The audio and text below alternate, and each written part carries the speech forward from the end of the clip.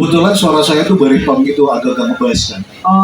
Begitu muncul Eddie Vedder tuh kayaknya cocok nih gitu. Maksudnya nggak akan nggak jauh-jauh banget dengan Smash. Kalau Smash kan agak-agak sopran ya, dia agak. Sejujurnya kalau suara C yang cocok tuh Perjen. Eddie Vedder ya. Eddie Vedder. Buat sama Aquarius ya masih. Betul.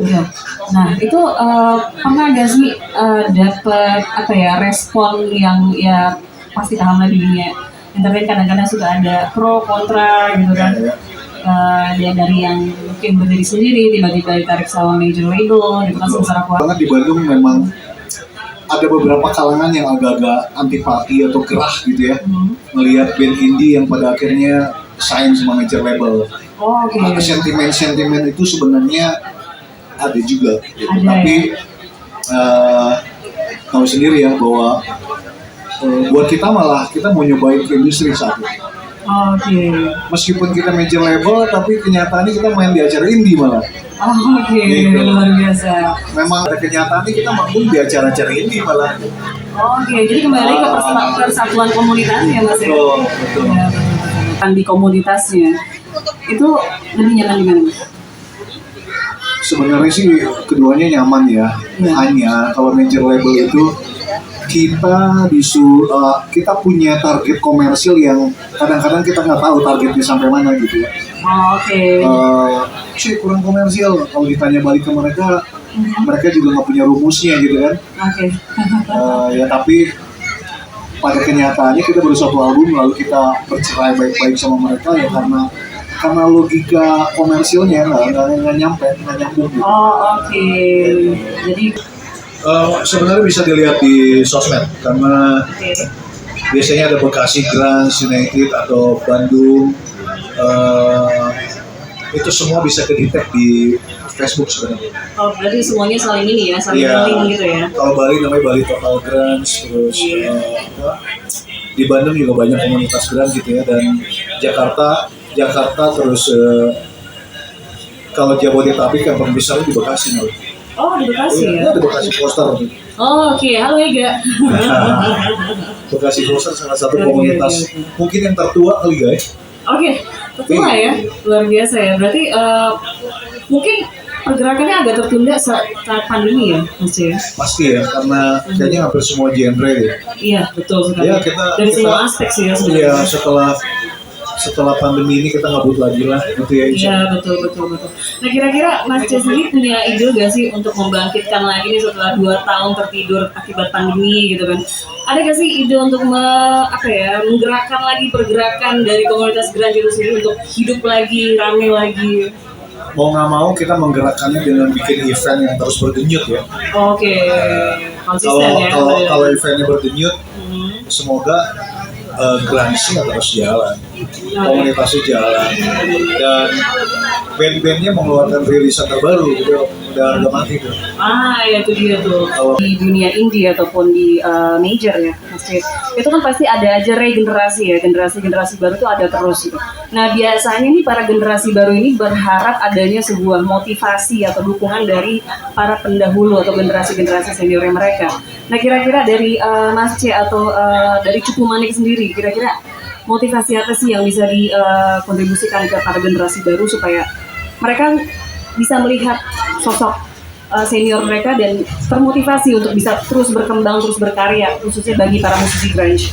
Sebenarnya saya bikin televisi sendiri lewat YouTube channel ya, Kotor TV. Kita sudah berapa episode ya? 3 episode ya? 3 episode. Kontribusi kita lah, karena gini, kita bukan media darling gitu ya. Kita mengekspresikan musik yang bukan lagi tren kan, dan saat itu kita kenapa bikin YouTube channel ya, salah satunya untuk angkat Adi Tamtomo. Halo Mas Adi. Ya, saya juga bikin sama Peps Resvito. Vokalisnya itu L.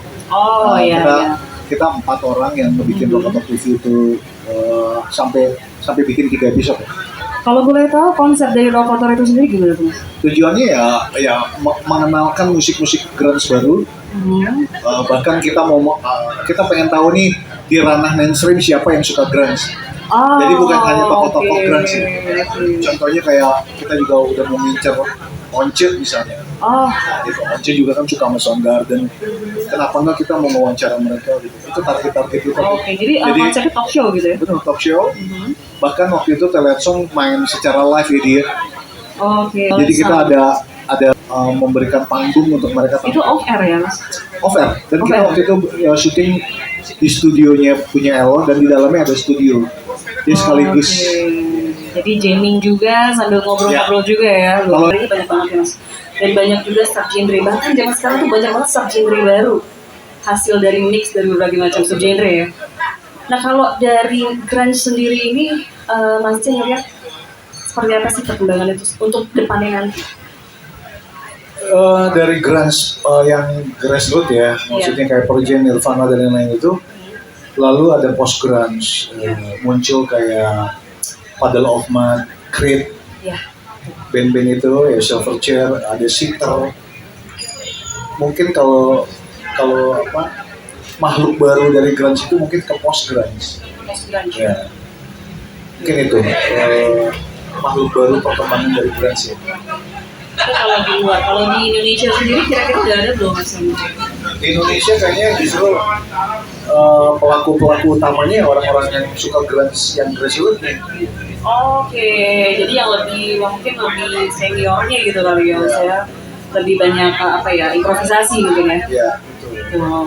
Kalau dari Cukup Manik sendiri ada rencana untuk berimprovisasi mungkin? Cukup Manik lagi mengerjakan 2 single baru. 2 single baru. Itu juga akan semoga itu segera rilis. Mungkin Konspirasi baru rilis kan single kemarin. Oh iya betul, ini Konspirasi ini juga Mas C juga ya? Ya, Doktrinasi kemarin baru singlenya baru rilis. Dan sebentar lagi kita akan bikin single release party. Single Nah itu release juga party. tujuannya Wow, luar biasa. untuk angkat lagi denyut grunge lagi, pertunjukan grunge di Oh, Indonesia. oke, luar biasa. Berarti kalau nggak salah Konspirasi itu hasil ini ya? Nah, videonya Adi juga yang bikin. Iya, Mas Adi Tampomo ya. Minggu kemarin kita ngobrol juga di ngopi ya. Iya. Itu luar biasa. Minggu lalu ya. Iya, minggu lalu. Pas Desi dari Basic Radio. Ya. Dulu kita pernah ketemu pas zamannya di Ripple ya dulu sama Goding. Majalah Jun kali ya. Majalah Jun ya. Ah, Tentang suka duka di Aquarius dan waktu pengerjaan album kedua mau album kedua tuh banyak tarik ulur segala macam gitu kan. Nah keadaan industri musik seperti itu kan pada saat itu. Kalau dibandingkan dengan sekarang gimana nih menurut pendapatnya? Ya sekarang anak band sekarang tidak lagi membutuhkan modal besar gitu, butuh perusahaan rekaman gitu. Sekarang kita bisa bikin lagu sendiri di kamar. Hampir semua festival primadonanya sekarang band indie lagi. Jadi cita-cita untuk direkrut sama major label tuh kayaknya bukan cita-cita yang mempesona gitu ya. Nggak tahu deh. Jadi apalagi sekarang terbit kayak label-label indie gitu. Jadi itu akan jadi pilihan. Jadi kalau zamannya ke Aquarius dulu kayaknya tantangan buat kita gitu. Kita bisa nggak ke major label. Tapi sekarang semuanya kita yang punya kekuasaan itu ya. Kita bisa punya media sendiri sekarang. Kayak gue bikin Provocator TV, kita bisa bikin channel TV sendiri. Jadi kekuasaan sekarang ada di tangan kita sendiri. Jadi menurut gue justru kita harus bertanya nih, major label itu berapa lama lagi akan bertahan? Ya sekarang semua orang sudah punya jalan sendiri untuk tidak terlalu memusingkan korporat, label. Jadi sekarang udah nggak terlalu gitu kan. Iya. Sekarang kita tinggal upload, agregator udah bisa muncul di Spotify dan lain-lain. Pikiran lo untuk mempromosikan gitu. Nah sekarang permasalahannya adalah lo sudah memanfaatkan kanal-kanal digital itu nggak? Gitu. Sekarang permasalahannya itu malah, Pak Desi. Pemahaman dari musisinya. Betul. Ya kan harus ada kesadaran bahwa sekarang kekuasaan ada di tangan individu kan. Kalau Kayak OnlyFans gitu, tapi lebih ke video klip yang Uga kenapa harus ketawa Uga? Instagram Mas C. Oh seneng banget gitu. Iya. Nah kebetulan di situ ada link namanya Lucky Sanche. Oh iya. Iya, nah boleh dong ceritain dikit apa tuh Lucky Iya Sanche? ya. Jadi selama pandemi gara-gara nggak manggung gitu ya. Sementara kita terbiasa orgasme di atas panggung gitu, tapi ini udah nggak bisa lagi. Jadi akhirnya saya pengen mengeluarkan daya cipta tuh lewat apa? Akhirnya menemukan lukisan gitu.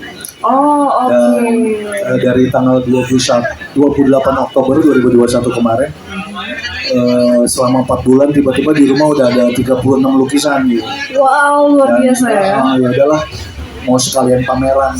Jadi tadinya malah tanggal 28 Oktober ini tapi diundur. Jadi tanggal berapa tuh, Mas?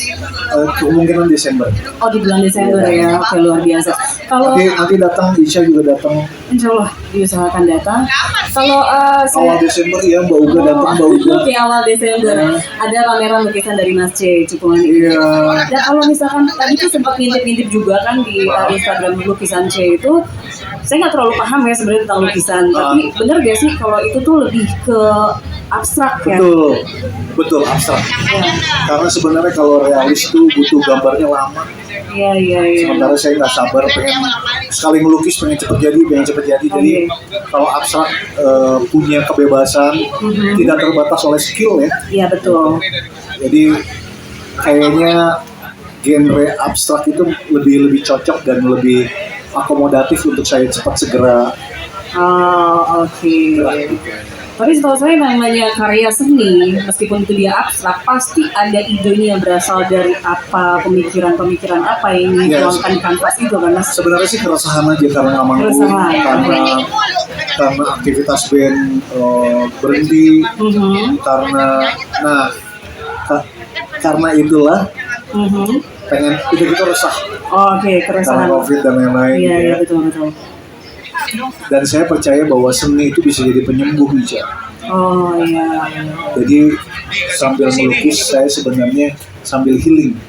Kasih berbasis suara. Kita ngobrol tanpa harus dandan gitu ya, bisa selonjoran gitu. Nah akhirnya gue menemukan orang-orang terbaik kayak Prabowo dan Putri. Ini kita kayak Uga. Kita sebenarnya awalnya nggak kenal dan akhirnya kita bahkan bisa bikin produk literasi loh. Ini namanya ada apa dengan Clubhouse. Yeay. Ini udah bisa dibeli di mana ya, Bu? Ada pre-ordernya tuh nanti kalau mau tinggal cari aja di Google ada apa dengan Clubhouse, nanti ada pre-order langsung. Oke, good. Link-linknya. Atau gini, saya Atau langsung lewat chat juga bisa. Betul, saya pernah promosikan buku ini di Instagram. Jadi tolong diintip ya. Jadi tolong kepoin Instagram saya, lihat ada informasinya di situ. Ya, oke. Generasi penerus nih, akan menjadi generasi penerus untuk genre grunge ya, untuk komunitas grunge. Buat mereka, memotivasi mereka lah Mas ya, untuk terus berkarya dan mengangkat lagi pergerakan di musik grunge. Ya, sebuah genre gue yakin akan punah kalau tidak ada penghuninya. Betul sekali. Ya, kita berharap para senior-seniornya juga terus berkarya sehingga bisa menghasilkan regenerasi itu terjadi.